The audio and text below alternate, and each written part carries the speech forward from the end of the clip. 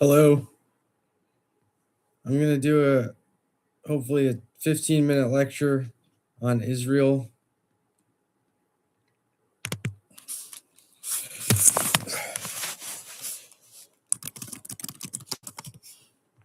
Okay. So it's on Wikipedia. So I'll just read it and give the background. It's a little disorganized right now. I wrote it in 2008, a paper called, it's called Between Zionism and Jewish Nationalism, Brith Shalom. It was for a graduate seminar that you could sign up for as a senior. And freshman year, I took the Palestine Mandate in a freshman seminar. I was always interested in conflict, like India and Kashmir, Russia, European history, things like that. So Emory being very religiously diverse, I thought, oh, okay, Israeli Zionism. At the time, I was sure Israel was real, and I was hopeful Palestine would be real one day. I studied economics, minored in history. There is such a thing called the Palestine Mandate. So anyone can look it up. And then just for some more recent background, in 2015, Professor Chomsky, who had numerous debates about Israel with Bill Clinton's regime in the Oslo Accords, with Jimmy Carter in the Camp David Accords, who was Henry Kissinger. So I would email him. I wrote to him during the paper. He kind of approved the topic. Brith Shalom is actually a group. It's a special interest group in Israel. And J Street, a lobby in Washington, D.C. Harry Truman was the president of the United States in 1948 after FDR died. So I was just following up. I said, I'm writing to you whether you confess mistakes, basically. I didn't understand mistakes. When we get persecuted, people point out you're making a mistake, even though if it's in your best interest, it might not be a mistake. Or when you do make a mistake, like plagiarism or even a personal mistake, are you supposed to confess it like a Catholic person to a priest? That was my understanding. So I followed it up with my thought is a method to humility requires morally an obligation to admit defeat, however defined. And then what you learn and you realize is to perpetuate that defeat upon others. Around the World in 80 Days was a good book, so I just made a joke there. And he responded, all the time, but mistakes are not defeats and they are not confessed. And then I replied again, mistakes are not defeats. However, I wonder if they are not communicated, then what becomes? They are forgotten. If you don't communicate a mistake, a sweet sound of truth instead becomes the death of silence, right? The French resistance is about not being silent, but resisting evil through freedom of speech, right? Freedom of speech is actually before the right to bear arms. And so I guess what I realized is when you don't confess mistakes, and you don't really confess mistakes, right? What you do confess are immoral acts or bad actions or when you offend other people. But if you make a simple mistake, there's no reason to confess. But if it's bad enough, it leads to cognitive dissonance, right? A theory by Friedrich Hayek, who was Abraham Lincoln, and most realized by Jack Kerouac.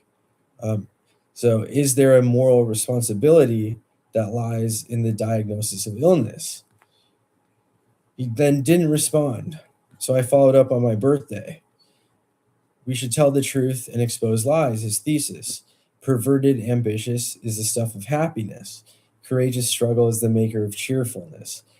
Do you want to meet? And then on my birthday, he says, don't see anything to discuss.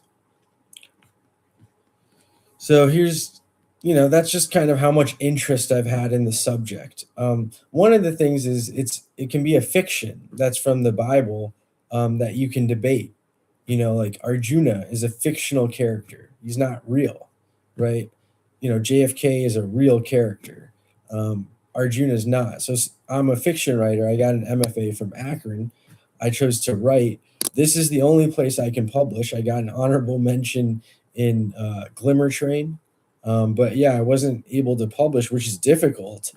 I tried, not that hard, but yeah. So this is just a joke. The Emory Undergraduate Research Journal. I don't know. It's just a joke. I got an A- in the class. It was difficult. I wrote a first paper on Harry Truman. Um, so I'll read it. It's incredibly dense. The history, and it kind of goes to my thesis, which is why is it fun to talk about Israel and Palestine? The history of the Palestine Mandate. The Palestine Mandate was a mandate that gave in 1948 that gave Palestine land, if a country. Um, if I get feedback, I can tell you where I believe it is today. We talk about the Gaza Strip and the West Bank. Those aren't real, right? The Gaza Bank or the Gaza Strip might be a prison, it might not be. The West Bank, it first off, it's discontinuous, or it's non-continuous, right? It's not one area, so that's difficult to kind of reconcile. Secondly, in the West Bank, there's more Israelis than in the propaganda than there are Palestinians. So why would that be? Thirdly, there's no right of return. So people in 1948 who were forced to leave Palestine due to war, they can't come back to Israel, right? So then, can Americans go to Israel? Um, so it recounts the story of modern man. The main protagonists, Great Britain, is this still on? Yeah. The Zionists, the Palestinians, as well as lesser characters, are comprised of the essential ingredients that have affected the adaptation, evolution, and progression of society into its present nature.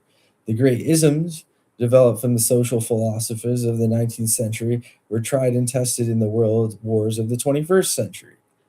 The 20th century, or which is the 2000, the 18th century, right, was the rise of um, you know, Lutheranism, Reformation, Nazism, communism, and then the wars in,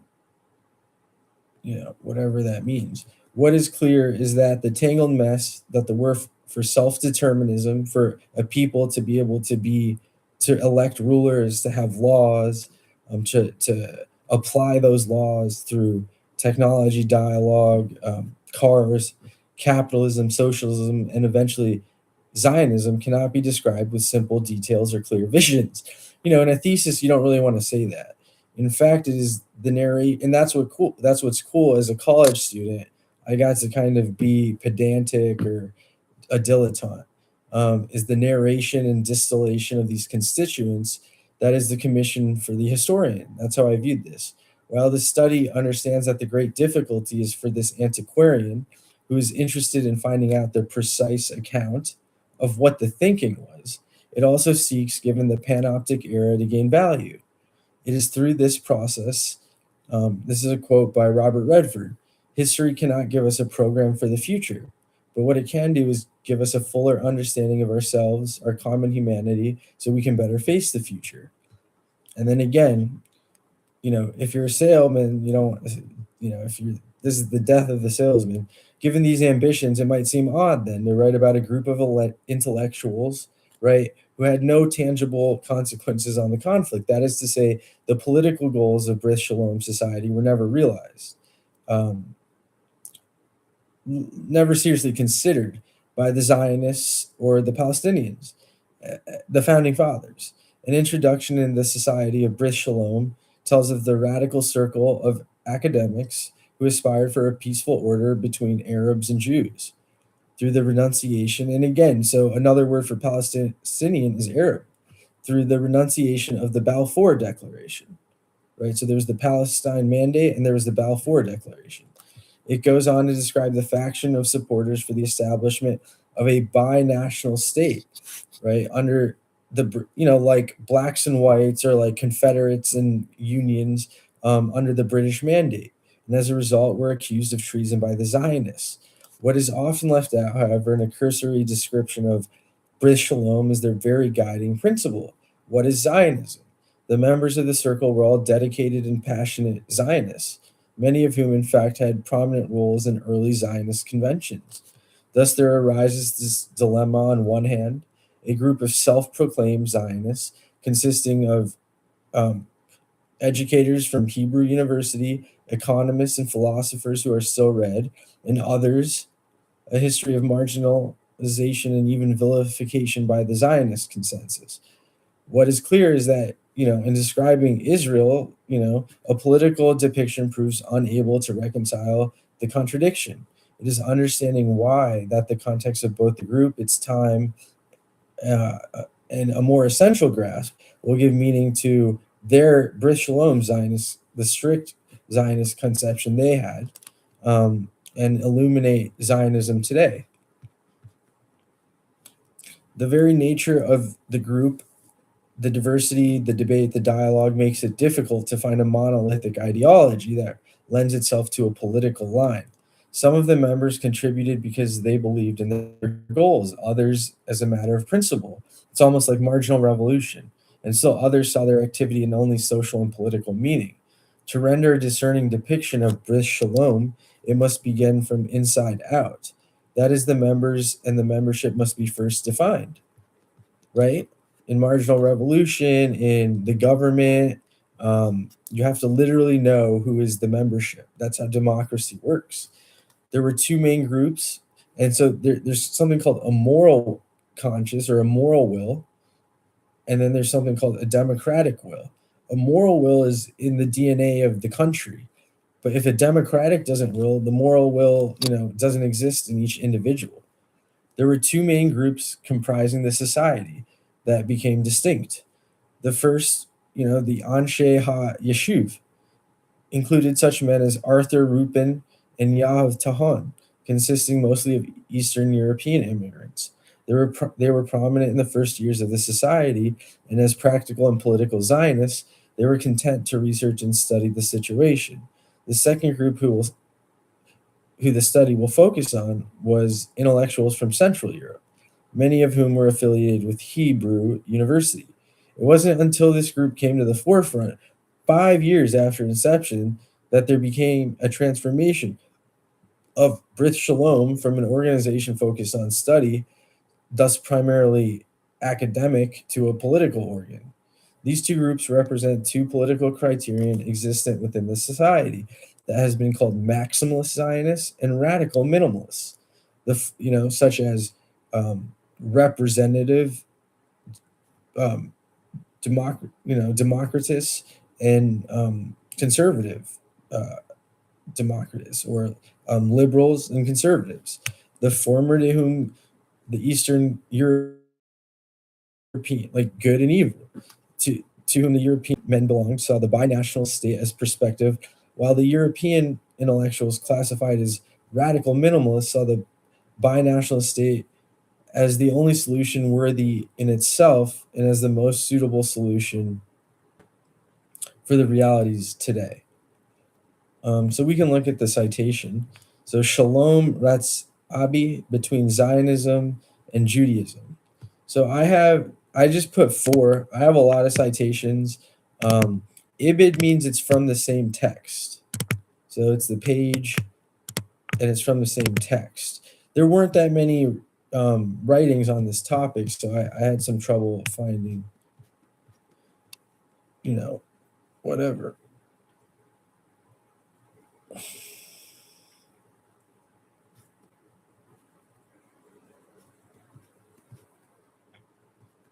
In 1925, right? So Israel was liberated or free or founded in maybe 1947, probably 1948.